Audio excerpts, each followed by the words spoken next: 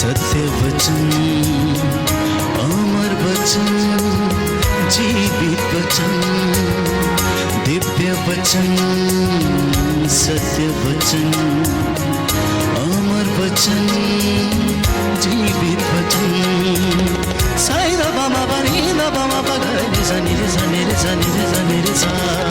दिव्य वचन, सत्य वचन, अमर वचन, जीवित वचन, दिव्य वचन,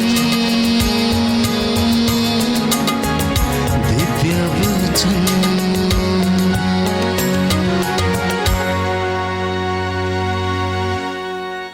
प्रियजनों, यदि विश्वास ईश्वर का वरदान है, यदि विश्वास ईश्वर का वरदान है, तो अविश्वास एक पाप है। यदि विश्वास ईश्वर का वरदान है और ईश्वर की ओर से आता है, तो प्रियजनों, अविश्वास शैतान की ओर से आता है, जो हमें सत्य को जानने के लिए हमें क्या कर देता है? असमर्थ करता है और अपनी बातों को हमारे जीवन में डालने की कोशिश करता है, हमारी सोच को विकृत करने की कोशिश करता है। और जब हम प्रलोभन में पड़ के परमेश्वर से दूर चले जाते हैं अपने अविश्वास के कारण, तो हम एक घृणित पाप कर बैठते हैं। मैं आपके लिए वचन पढ़ना चाहता हूं। प्रकाशना ग्रंथ अध्याय 21 पद संख्या 8 लिखा है, लेकिन कायर, अविश्वासियों, नीचों, हत्यारों, व्यभिचारियों, ओझों, मूर्ति पूजकों और हर प्रकार के मिथ्यावादियों का भाग्य ये होगा, धधकती आग और गंधक के कुंड में उनकी द्वितीय मृत्यु होगी। Hallelujah, hallelujah. हे प्रभु यीशु, हे प्रभु यीशु, मुझे इस अंधकार में, मुझे इस अंधकार में मत पड़ने दीजिए, मत पड़ने दीजिए। मेरे विश्वास को बढ़ाइए, मेरे विश्वास को बढ़ाइए। मुझे सामर्थ्य दीजिए। मुझे सामर्थ्य दीजिए। Hallelujah, hallelujah, hallelujah. हालेलुया। तो यदि आपने ध्यान पूर्वक ये वचन सुना, तो प्रभु ये कहता है कि अविश्वासी व्यक्ति को भी आग के और गंधक के कुंड में डाल दिया जाएगा। जो व्यक्ति विश्वास नहीं करेगा वो दोषी ठहराया जा चुका है। इसलिए बाइबल अविश्वास को अर्थात नास्तिकता को पाप की श्रेणी में रखती है।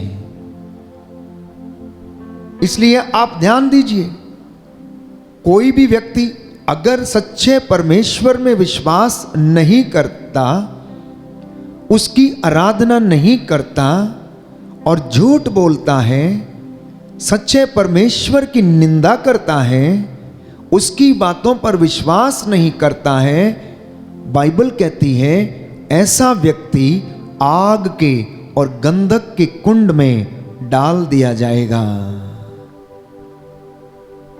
इसलिए अपने विश्वास को प्यारे भाई प्यारी बहन परख कर देखना। आज अपने आप से पूछ कर देखना कि आपका विश्वास कैसा है। क्या आप सचमुच में विश्वास करते हैं या नहीं? यीशु ने 3 बार पेतरुस से पूछा, पेतरुस क्या तुम मुझे प्यार करते हो? पेतरुस क्या तुम मुझे प्यार करते हो? पेतरुस क्या तुम मुझे प्यार करते हो? और यही सवाल आपसे पूछा जा रहा है। मेरे बेटे, मेरी बेटी, क्या तू मुझसे प्यार करता है? क्या तू मुझ में विश्वास करता है? क्या तुझे विश्वास है कि मैं तुझे जीवन दे सकता हूं? क्या तुझे विश्वास है कि मैं तेरे बंधनों को तोड़ सकता हूं? क्या तुझे विश्वास है कि मैं तेरे लिए ये सब काम कर सकता हूं? ये सवाल आपसे पूछा जा रहा है, इसलिए जवाब दे देना आत्मा से भर के, आत्मा की सच्चाई के साथ। प्यारे भाई, प्यारी बहन, आज प्रभु आपके मुख से सुनना चाहता है, इसलिए जवाब देने के लिए तैयार रहना, अन्यथा अंधकार में मुझे और आपको भी दांत पीसने पड़ेंगे और हम इस पाप के भागी बन सकते हैं यदि हम परमेश्वर के वचन पर विश्वास नहीं करते हैं। तो हालेलुया, हालेलुया, हालेलुया, हालेलुया। हे प्रभु यीशु, हे प्रभु यीशु, आपके वचन आत्मा और जीवन है। आत्मा और जीवन मुझ पर दया कीजिए, मुझ पर दया कीजिए, मेरे परिवार पर दया कीजिए। मेरे परिवार पर दया कीजिए। Hallelujah, hallelujah, hallelujah, hallelujah, hallelujah, hallelujah, hallelujah. Hallelujah. एक उदाहरण राजाओं के दूसरे ग्रंथ से अध्याय 6 पद संख्या 27 मैं आपके सामने रखना चाहता हूं। अविश्वास का एक ऐसा उदाहरण जो बाइबल हमें बताती है। लिखा है, इज़राइल का राजा दीवार के ऊपर चल रहा था। एक स्त्री ने उससे चिल्लाकर कहा, श्रीमान महाराज, मेरी सहायता कीजिए। उसने उत्तर दिया, यदि प्रभु तुम्हारी सहायता नहीं करता तो फिर मैं कहां से तुम्हारी सहायता करूंगा? क्या खलिहान से? क्या अंगूर के कोलू से? फिर राजा ने उससे पूछा, तुम क्या चाहती हो? उसने उत्तर दिया, एक स्त्री ने मुझसे कहा कि तुम अपना पुत्र दो, जिससे हम आज उसे खाएं और कल मेरे पुत्र को खाएगी। इसलिए हम दोनों ने मेरे पुत्र को पकाया और खाया। दूसरे दिन मैंने उससे कहा कि अब तुम अपना पुत्र दो, उसे हम खाएं, तो उसने अपने पुत्र को छिपा लिया है। ये समारिया में जो दुर्भिक्ष दिन आए, ये उनकी घटना है। अगर आप प्यारे भाइयों और बहनों अध्याय 6 पद संख्या 8 से पढ़ना शुरू करेंगे तो वहां पर लिखा है कि आराम का राजा इजराइलियों से युद्ध कर रहा था। उसने अपने सेवकों के साथ परामर्श करने के बाद कहा, अमुक स्थान पर अपना पड़ाव डालो। उधर ईश्वर भक्त ने इज़राइल के राजा से यह कहला भेजा कि वह इस स्थान से होकर ना जाए, क्योंकि यहाँ आरामी लोग पड़ाव डालने वाले हैं। तो इज़राइल के राजा ने उस स्थान पर जिसके विषय में ईश्वर भक्त ने बताया था, अपने गुप्तचर भेजे। इस प्रकार वह राजा को कई बार सावधान करता था, जिससे कि राजा उन स्थानों से सावधान रहता था। तो आराम के राजा ने इस बात से घबराकर अपने सेवकों को इकट्ठा करवाया और उनसे पूछा, क्या तुम लोग मुझे बता सकते हो कि हम में कौन इज़राइल के राजा का समर्थक है? उसके सेवकों में से एक ने कहा, महाराज, मेरे स्वामी, हम में से कोई भी नहीं, परंतु इज़राइल का नबी एलीशा इज़राइल के राजा को आपकी वे बातें तक बता देता है जो आप अपने शयनागर में कहते हैं। इस पर उसने आज्ञा दी, जाओ और देखो कि वह कहाँ है, जिससे मैं उसे पकड़ने किसी को भेजूं। उसे बताया गया कि वह दोतान में है। इसलिए उसने घोड़ों और रथों सहित एक बड़ा सैनिक दल वहां भेजा। वे वहां रात के समय पहुंचे और उन्होंने नगर को घेर लिया। ईश्वर भक्त का सेवक सवेरे उठकर बाहर निकला तो देखता क्या है कि घोड़ों और रथों सहित एक दल नगर को घेरे पड़ा है। सेवक ने कहा, स्वामी, हम क्या करें? लेकिन उसने कहा, डरो मत, जो हमारे साथ हैं वे उनसे अधिक हैं। जो उनके साथ हैं। इसके बाद एलीशा ने प्रार्थना की, प्रभु इस युवक को दृष्टि दे जिससे वह देख सके। अब प्रभु ने उस युवक की आंखें खोल दी और उसने देखा कि एलीशा के चारों ओर का पहाड़ घोड़ों और अग्निमय रथों से भरा हुआ है। आरामी उस पर आक्रमण कर ही रहे थे कि एलीशा ने प्रभु से प्रार्थना की, इन लोगों को अंधा बना दे। और एलीशा ने जैसे ही प्रार्थना की थी, प्रभु ने उन्हें अंधा बना दिया। इस पर एलीशा ने उनसे कहा, यह वह रास्ता नहीं है, यह वह नगर नहीं है। तुम लोग मेरे पीछे आओ और मैं तुम्हें उस व्यक्ति के पास ले चलता हूं जिसे तुम ढूंढ रहे हो। इस प्रकार वह उन्हें समारिया ले चला। समारिया में प्रवेश कर एलीशा ने कहा, प्रभु इनकी आंखें खोल दे जिससे यह देख सके। प्रभु ने उनकी आंखें खोल दी तो उन्होंने देखा कि वे समारिया में हैं। और जब इज़राइल के राजा ने उन्हें देखा तो उसने एलीशा से पूछा, मेरे पिता क्या मैं इन्हें मार डालूं? लेकिन उसने कहा, नहीं, इन्हें नहीं मारिए। क्या आप उन्हें मारते हैं जिन्हें आपने अपनी तलवार और धनुष से बंदी बनाया है? इन्हें खाने पीने को रोटी पानी दीजिए जिससे ये खा पी कर अपने स्वामी के पास ले जाएं। और इस पर राजा ने एक भोज दिया और उनके खा पी लेने के बाद उन्हें विदा किया और वे अपने स्वामी के पास लौट गए। और इस घटना के बाद अरामियों ने इज़राइल पर छापा मारना छोड़ दिया। विश्वास की एक ऐसी घटना जिसे हम राजाओं के दूसरे ग्रंथ में हम पढ़ते हैं कि एलीशा प्रभु से प्रार्थना करता है कि इस युवक की आंखें खोल दे जिससे कि ये विश्वास की आंखों से देख सके कि एलीशा के साथ सबसे महान सामर्थवान प्रभु विराजमान है और उसकी रक्षा करता है। और उसने देखा कि एलीशा के चारों ओर अग्नि के रथ लिए हुए स्वर्गदूत उसकी रक्षा करने के लिए तैयार हैं। उसने फिर से प्रार्थना किया कि इसकी आंखें बंद कर दे, इन लोगों की आंखें बंद कर दे जो चढ़ाई करने के लिए आए हैं। तो प्रभु ने, प्यारे भाइयों और बहनों, ऐसा ही किया। इसके बाद जैसा मैंने आपसे कहा कि वहां पर आराम में ऐसी समस्या उत्पन्न हो गई कि लोग एक दूसरे के दुश्मन हो गए और यहां तक कि वहां पर वे लोग अपने ही पुत्रों को मार कर पका कर खाने लगे।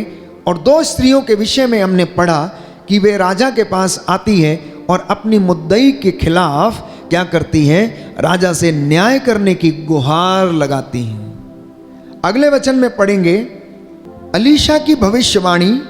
उस समय एलीशा अपने घर में था और उसके आसपास नेता बैठे हुए थे। राजा ने अपने आने के पहले एक आदमी भेजा। उस दूत के वहां पहुंचने के पहले ही एलीशा ने नेताओं से कहा, देखो मेरा सिर काटने के लिए वो हत्यारा किसी को भेज रहा है। एलीशा का सिर काटने के लिए राजा ने किसी को आदेश दिया और उसे भेजा, परंतु प्रभु की कृपा से एलीशा को पहले से ही ये मालूम चल गया और वह कहने लगा कि देखो मेरा सिर काटने के लिए वह किसी हत्यारे को मेरे पास भेज रहा है, सावधान रहो।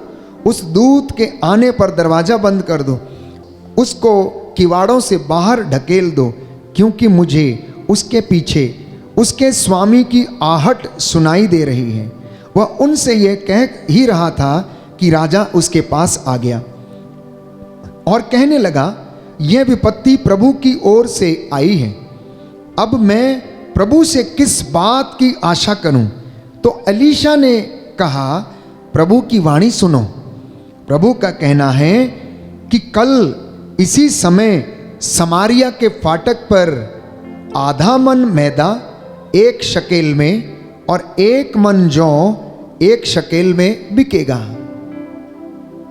आधा मन आटा और आधा मन जौ 1 शकेल में बिकेंगे। प्यारे भाइयों और बहनों, राजा जिस पदाधिकारी के हाथ का सहारा लिए था उसने ईश्वर भक्त को उत्तर दिया, यदि प्रभु आकाश की खिड़कियां भी खोल दे तो भी क्या ये बात संभव है? ये अविश्वास का एक दूसरा उदाहरण है। कहता है कि यदि ईश्वर आकाश की खिड़कियां भी खोल दे तो इस अकाल के समय क्या ऐसा संभव हो सकता है कि आधा मन मैदा 1 शकेल में और आधा मन जौ 1 शकेल में क्या ये बिक सकता है? प्यारे भाइयों और बहनों, अगले वचन में आप पढ़ेंगे कि अलीशा ने उत्तर दिया, तुम अपनी आंखों से देखोगे परंतु तुम वह अन्न खा नहीं पाओगे।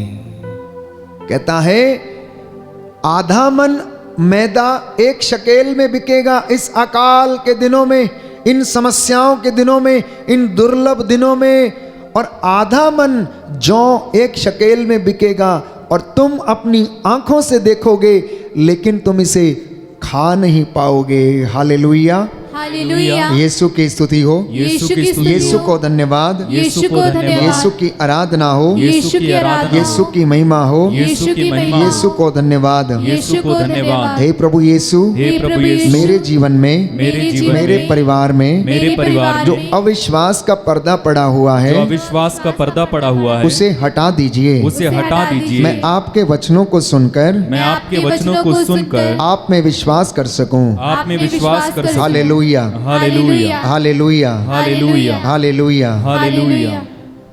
तो जब अरामियों का पलायन वहां से होने लगा तो नगर के द्वार के पास 4 कोढ़ी बैठे हुए थे। वो आपस में कहने लगे कि हम यहाँ बैठे बैठे क्यों मरें?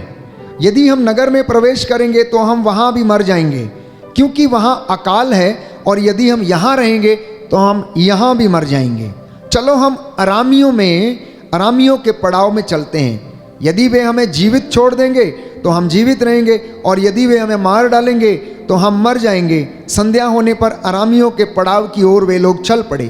तो अरामी अपने पड़ाव के पास पहुंचने पर उन्हें वहां पर कोई भी दिखाई न पड़ा, क्योंकि प्रभु के विधान से अरामी सैनिकों के रथों और घोड़ों की आवाज एक बड़ी सेना का तुमुल नाद सुनाई दिया, जिससे वे आपस में कहने लगे कि इज़राइल के राजा ने हम पर आक्रमण करने हित्तियों और मिस्र के राजाओं को धन देकर बुलाया।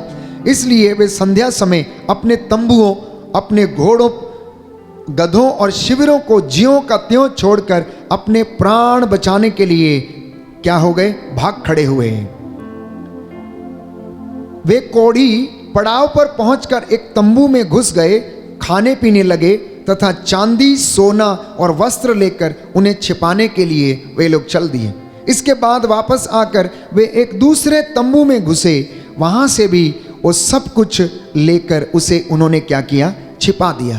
अब आगे एक बहुत इंटरेस्टिंग स्टोरी है कि प्रभु के दास ने जो कहा था वो पूरा होना अनिवार्य था।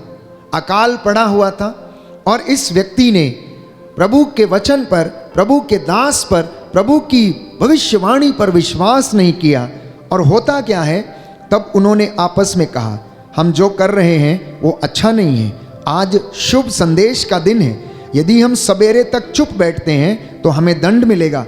चलो हम नगर जाकर राजमहल को इसकी सूचना देते हैं। इसलिए उन्होंने जाकर नगर द्वार के पहरेदारों को बुलाया और कहा हम अरामियों के शिविर गए थे, किंतु वहाँ ना तो कोई मनुष्य दिखाई दिया और ना किसी की आवाज़ सुनाई दी, केवल बंधे हुए घोड़े और गधे थे और तंबू खाली थे। नगर द्वार के पहरेदारों ने चिल्लाकर राजमहल में इसकी सूचना पहुंचाई। राजा ने रात को ही उठकर अपने सैनिकों से कहा मैं तुम्हें बताता हूँ कि अरामियों ने हमारे विरुद्ध क्या किया है। वे जानते हैं कि हम भूखों मर रहे हैं, इसलिए उन्होंने अपना शिविर छोड़कर अपने को खुले मैदान में छिपा रखा है। उनका विचार है कि जब वे नगर से बाहर निकलेंगे तब हम उन्हें जीवित पकड़ लेंगे और खुद उनके नगर में घुस जाएंगे। इस पर उसके एक सेवक ने कहा कुछ लोग यहाँ के बचे हुए घोड़ों से 5 घोड़े ले जाएं। उनका हाल वही होगा जो यहाँ के समस्त इजरायलियों का होगा, जिनकी निश्चय ही मृत्यु हो जाएगी, हम उन्हें भेज दें और पता लगाएं कि वहाँ क्या हो गया है। इस पर घोड़ों के साथ 2 रथ लाए गए और राजा ने उन्हें यह कहते हुए अरामियों की सेना के पीछे भेजा, जाकर पता लगाओ। और वे यरदन तक उनके पीछे गए। सारा मार्ग अस्त्रों और वस्त्रों से भरा पड़ा था, जिन्हें अरामियों ने भागते हुए फेंका था। दूतों ने वापस आकर राजा को इसकी सूचना दी। तब लोग अरामियों के शिविरों को लूटने के लिए निकल पड़े। अब जैसा कि प्रभु ने कहा था, आधा मन मैदा 1 शकेल में और 1 मन जौ 1 शकेल में बिकने लगा। जब अरामी अपना पड़ाव छोड़कर भाग गए, अपनी सारी धन दौलत संपत्ति छोड़कर भाग गए, तो लोगों ने जाकर उन शिविरों में से क्या कर दिया, वो सारा माल लूट लिया और वे ले आए और क्या करने लगे, वहां पर महल के फाटक के पास आधा मन मैदा 1 शकेल में बिकने लगा और आधा मन जौ 1 शकेल में बिकने लगा, क्योंकि अकाल के दिन थे। वहां पर भुखमरी पड़ी थी। लोग आपस में ही एक दूसरे को मार कर खाने की नौबत आ गई थी। उनके पास भोजन नहीं था, पेट भरने के लिए उनके पास कुछ भी नहीं था। परिस्थिति ऐसी थी कि वहां पर 2 स्त्रियों का विषय में हमने सुना कि आपस में उन्होंने कहा कि आज तुम अपने पुत्र को मारो और उसे पकाओ और हम खा लें। और उन्होंने ऐसा किया। कल मैं अपना पुत्र क्या करूंगी, तुमको दे दूंगी और हम पकाएंगे और खाएंगे। प्रभु का दास इस भविष्यवाणी को करता है और लिखा है कि राजा ने उस पदाधिकारी को नगर द्वार का अध्यक्ष नियुक्त किया, जिसके हाथ वह सहारा लिए था। तो राजा ने क्या किया, उसी व्यक्ति को जिसने अलीशा को जाकर कहा था कि क्या ईश्वर स्वर्ग की खिड़कियों को खोल दे, तब भी क्या ये बात संभव हो सकती है कि इन अकाल के दिनों में आधा मन जौ 1 शकेल में और आधा मन आटा 1 शकेल में बिक सकता है? ये सबसे बड़ा अविश्वासी था। अब सुनिए ध्यान से, आगे क्या लिखा है। आगे लिखा है, किंतु लोगों ने फाटक पर ही उस व्यक्ति को रौंद दिया और उसकी मृत्यु हो गई, जैसा कि ईश्वर भक्त ने कहा था। जब राजा उसके घर आया था, उस समय ईश्वर भक्त ने राजा से कहा था, कल इसी समय समारिया के फाटक पर आधा मन मैदा 1 शकेल में और 1 मन जौ 1 शकेल में बिकेगा। और उस पदाधिकारी ने ईश्वर भक्त को उत्तर दिया था, यदि प्रभु आकाश की खिड़कियां खोल भी दे तो भी क्या ये बात संभव है?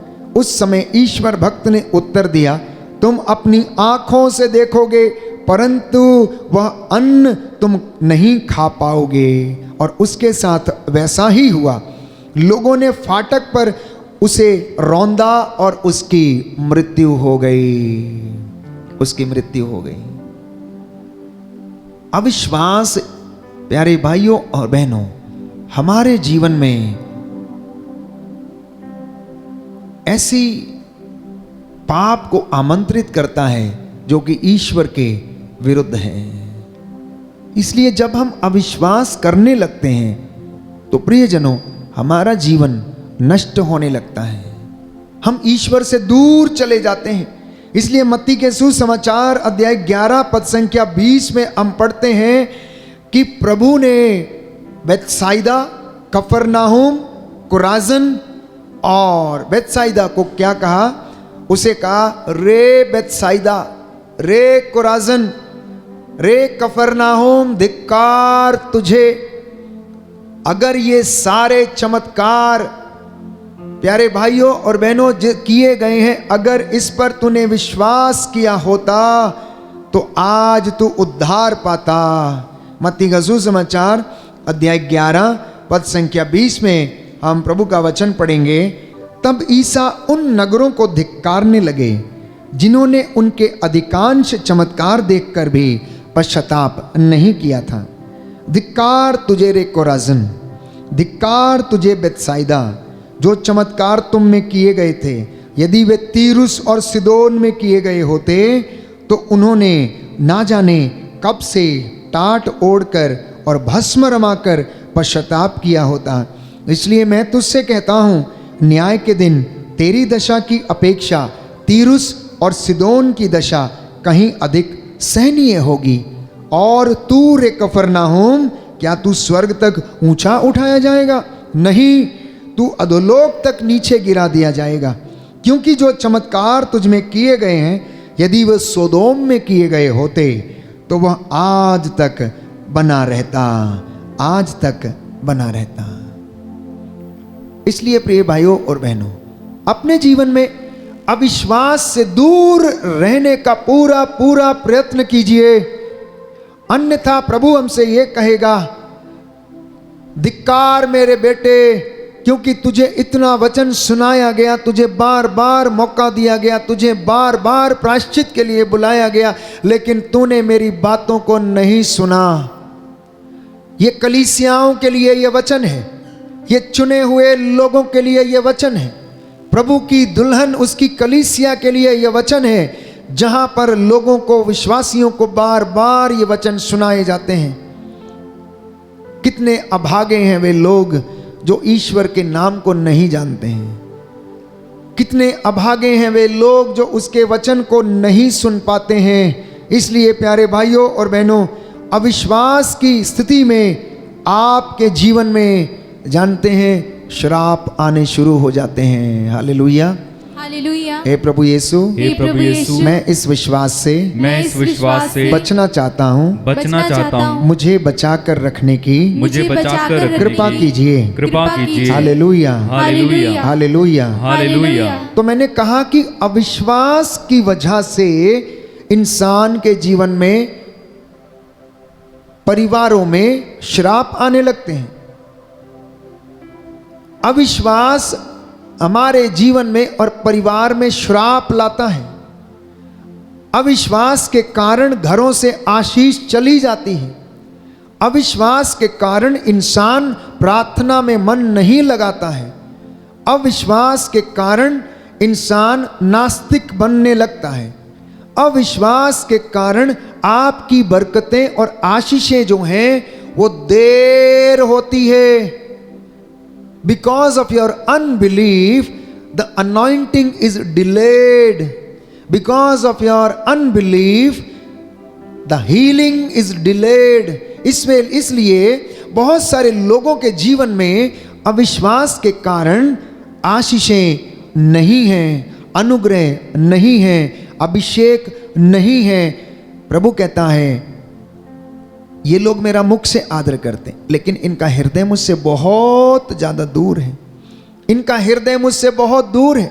ये मुख से तो मेरा आदर करते हैं, लेकिन ये मुझसे बहुत दूर हैं। इसलिए प्रियजनों, विश्वास के वरदान के लिए आज प्रभु से प्रार्थना करना, क्योंकि अगर विश्वास का वरदान हमारे जीवन में फलीभूत नहीं होता, अगर ये नहीं बढ़ता, तो हम अवश्य प्रभु से वंचित हो जाएंगे। हम अवश्य ईश्वर की महिमा से वंचित रहेंगे। इब्रानियों का पत्र अध्याय 11 पद संख्या 6, जो प्रार्थना नहीं करता वो अविश्वासी है, और कोई भी विश्वास के अभाव में ईश्वर का कृपा पात्र नहीं बन सकता। दाहिना हाथ उठाकर वचन दोहराएंगे, हालेलुया, हालेलुया। इब्रानियों का पत्र इब्रानियों का पत्र अध्याय 11 पद संख्या 6, पद संख्या 6, जो प्रार्थना नहीं करता जो प्रार्थना नहीं करता वह अविश्वासी है। वो अविश्वासी है। जो प्रार्थना नहीं करता जो प्रार्थना नहीं करता वह अविश्वासी है। वह अविश्वासी और है। कोई भी और कोई भी विश्वास के अभाव में विश्वास के अभाव ईश्वर का कृपा पात्र ईश्वर का कृपा पात्र नहीं बन सकता। नहीं बन सकता। Hallelujah, hallelujah, hallelujah. हालेलुया। हे प्रभु यीशु, हे प्रभु इस यीशु, वचन के द्वारा इस वचन के द्वारा मेरे जीवन में मेरे जीवन में शांति आ जाए, शांति आ जाए, चंगाई आ जाए। चंगाई आ जाए। हालेलुया। हालेलुया। तो प्रार्थना नहीं करने से पाप लगता है। प्रार्थना नहीं करने से पाप लगता है। क्योंकि ये ईसा मसीह के अनुसार ईश्वर की इच्छा ये है कि आप निरंतर प्रार्थना करें, जागते रहें। धन्यवाद के निवेदन आप लोग प्रभु के समक्ष नित्य प्रतिदिन प्रस्तुत करें, क्योंकि प्रार्थना करने से जिंदगी में, जीवन में चमत्कार होते हैं। मूसा के जीवन में प्रार्थना ने चमत्कार किए। जब इजरायली जनता योशुआ की अगुवाई में युद्ध लड़ रही थी, उसके हाथ ऊपर रहते थे, गिड़गिड़ाते हुए वो प्रार्थना कर रहा था और इजरायली जनता जीतती जाती थी। मूसा के हाथ ऊपर रहे तो उधर चमत्कार होता रहा और इजरायली जनता जीतती रही। माता पिता के हाथ ऊपर रहेंगे, आपकी संतानें जीतती रहेंगी, सफलता प्राप्त करती रहेंगी, उन्नति हासिल करती रहेंगी। यीशु ने गतसमनी बाग में प्राण पीड़ा सहते हुए प्रार्थना की, बार बार नित्य प्रतिदिन पिता से संयुक्त होकर उन्होंने प्रार्थना की और रोज वो चिन्ह और चमत्कार किया करते थे। एलीशा ने प्रार्थना की, निनवे शहर के लोगों ने प्रार्थना की, एस्तेर ने प्रार्थना की, हन्ना ने प्रार्थना की, प्यारे भाइयों और बहनों, और इनके जीवन में चमत्कार पे चमत्कार देखने को हमें मिलते हैं। इसलिए याद रखें कि प्रार्थना हमारे लिए स्वर्ग के द्वार को खोल देती है और आशीष बरसने लगती हैं। लेकिन प्रार्थना नहीं करने से हमारी आशीषें क्लोज हो जाती हैं, ब्लॉक हो जाती हैं। जिस घर में प्रार्थना नहीं है वो घर बिखरा हुआ है, वो घर टूटा हुआ है, उस घर में अशांति है, उस घर में मनमुटाव है, उस घर में प्रभु का निवास नहीं है। इसलिए प्यारे भाइयों और बहनों, प्रभु का वचन आज हमारे जीवन में कार्य करे। प्रार्थना नहीं करना आध्यात्मिक जीवन को कमजोर कर देता है। If you do not pray, your spiritual life gets weakened. आपके आध्यात्मिक जीवन कमजोर होने लगता है। चाहे वो प्रभु का चुना हुआ दास क्यों ना हो, चाहे वो लोक धर्मी क्यों ना हो, चाहे वो विश्वासी क्यों ना हो, प्रार्थना नहीं करने से आपका आध्यात्मिक जीवन कमजोर पड़ने लगता है। और हमारे जीवन का जो असली स्तंभ है वो प्यारे भाइयों और बहनों हमारा आध्यात्मिक जीवन है, हमारा आध्यात्मिक जीवन है। प्रार्थना नहीं करने से आपके जीवन की जड़ें कमजोर हो जाती हैं। प्रार्थना नहीं करने से हम ईश्वर से दूर चले जाते हैं और हम अविश्वासी बनने लगते हैं। उड़ाऊ पुत्र के जीवन में ऐसा ही हुआ।